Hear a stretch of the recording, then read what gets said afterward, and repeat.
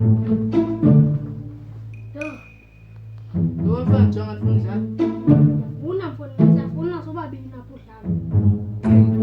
Ngani? Ozo umbutshile ke bethu nyanje. Lo.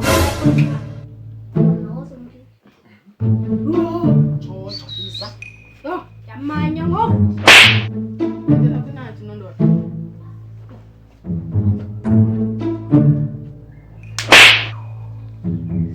Aka lo masingabethini sonke makalo. Hayi mfowethu Dudu. Ubethile nya xebetha ndathi. Aka lo kuthi. Bathela ngoku. Masiyabe sikosha phandle. Iyo. Okay, mfethu ufuna nami? Ipina lelo. Okay. Ungadluli lonke. Ewe iyadlula. Ewe, uli lonke. Ile. Yanga. Ufuna nami?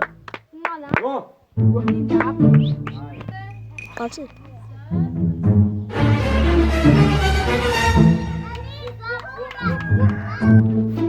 Wo ithi Lapho tsiba. ufuna nami. Tsiba nani yakubethelene.